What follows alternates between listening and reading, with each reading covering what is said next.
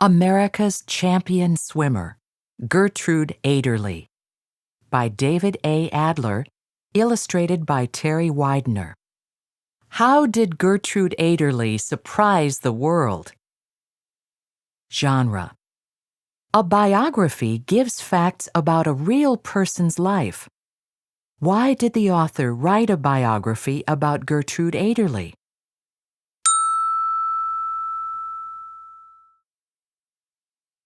In 1906, women were kept out of many clubs and restaurants. In most states, they were not allowed to vote. Many people felt a woman's place was in the home. But Gertrude Aderly's place was in the water. Gertrude Aderly was born on October 23, 1906. She was the third of 6 children and was raised in New York City, where she lived in an apartment next to her father's butcher shop.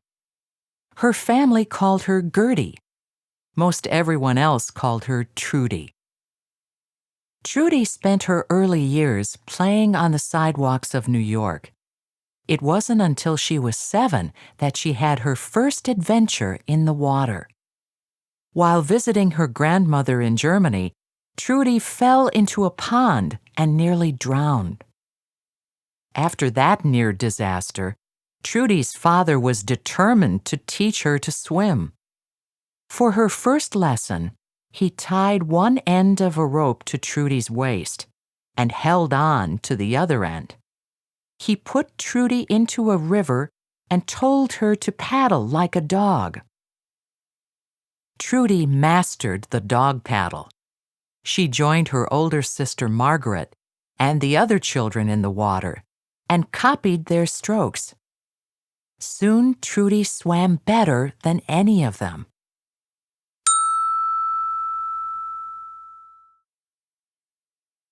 From that summer on, it was hard to keep Trudy out of the water. She loved to swim. At the age of 13, she became a member of the New York Women's Swimming Association and took lessons there.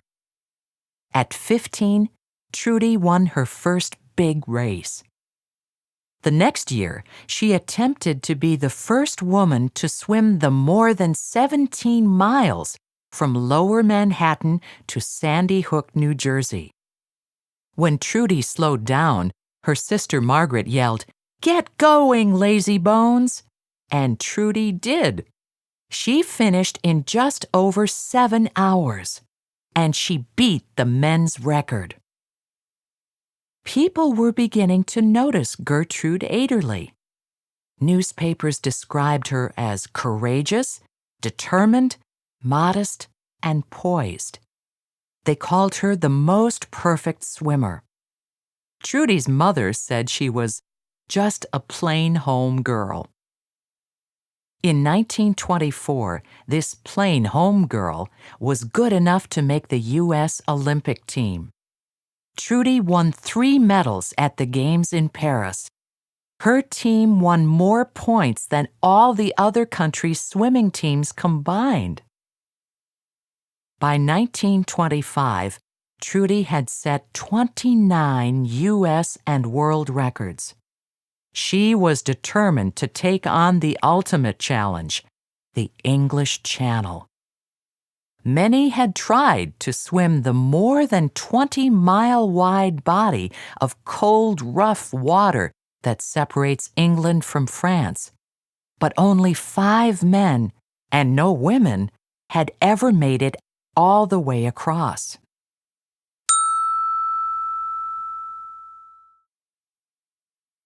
Many people were sure Trudy couldn't do it.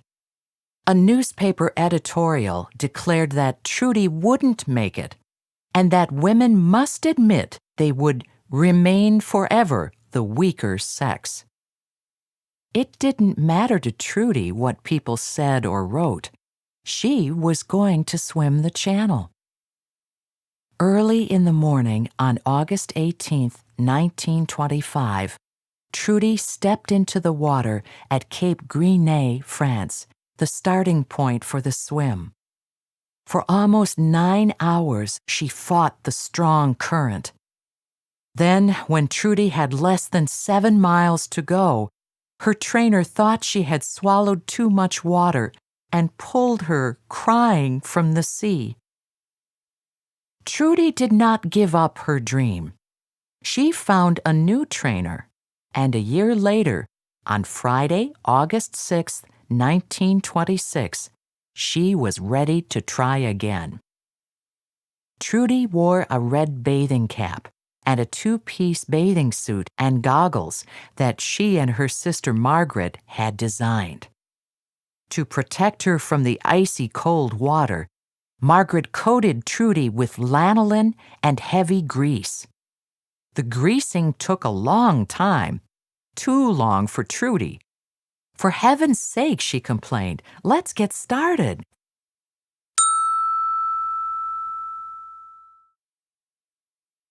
Finally, at a little past 7 in the morning, she stepped into the water. "Gee, but it's cold," Trudy said. Trudy's father, her sister Margaret, her trainer, and a few other swimmers were on board a tugboat named Alsace. The boat would accompany Trudy to make sure she didn't get lost in the fog and was safe from jellyfish, sharks, and the channel's powerful currents. There was a second boat, too, with reporters and photographers on board.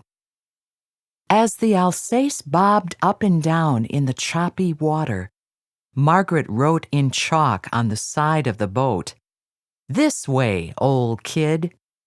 She drew an arrow that pointed to England. To entertain Trudy, Margaret and some of the others sang American songs, including The Star-Spangled Banner and East Side, West Side. Trudy said the songs kept her brain and spirit good. At first, the sea was calm. Trudy swam so fast that her trainer was afraid she would tire herself out. He ordered her to slow down. Trudy refused. At about 10:30 in the morning, Trudy had her first meal. She floated on her back and ate chicken and drank beef broth. A while later, she ate chocolate and chewed on sugar cubes. Then she swam on.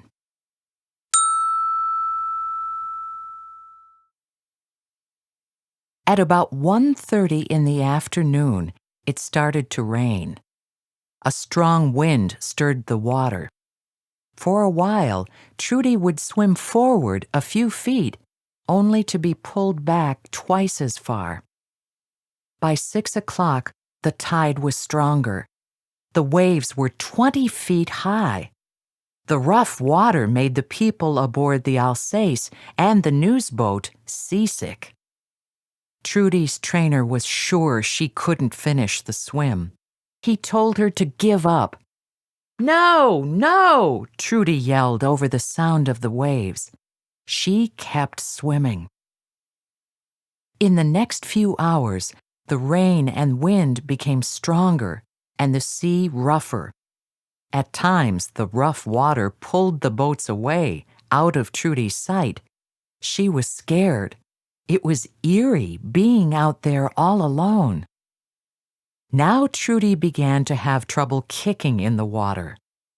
When the Alsace came close again, Trudy said her left leg had become stiff. Her trainer was frightened for her. He yelled, "You must come out!" "What for?" Trudy shouted and kept swimming. Trudy continued to fight the tide and the constant stinging spray of water in her face. She knew she would either swim the channel or drown. As Trudy neared Kingsdown, on the coast of England, she saw thousands of people gathered to greet her. They lit flares to guide her to shore. At about 9:40 at night, after more than 14 hours in the water, Trudy's feet touched land. Hundreds of people, fully dressed, waded into the water to greet her. When she reached the shore, Her father hugged Trudy and wrapped her in a warm robe.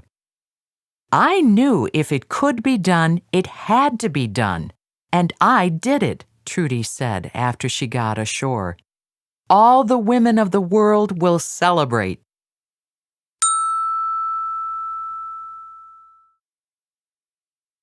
Trudy swam the channel in just 14 hours and 31 minutes. She beat the men's record by almost 2 hours. In newspapers across the world, Trudy's swim was called history-making. Reporters declared that the myth that women are the weaker sex was shattered and shattered forever. Trudy sailed home aboard the SS Berengaria. After 6 days at sea, the ship entered New York Harbor. 2 airplanes circled and tipped their wings to greet Trudy. People on boats of all kinds rang their bells and tooted their horns to salute her. Foghorns sounded. Trudy climbed into an open car for a parade up Lower Broadway. An estimated 2 million people, many of them women, stood and cheered. They threw scraps of newspaper, ticker tape, pages torn from telephone books, and rolls of toilet paper. When her car arrived at the New York City Hall, Mayor Jimmy Walker praised Trudy for her courage, grace, and athletic prowess. "American women," he said, "have ever added to the glory of our nation."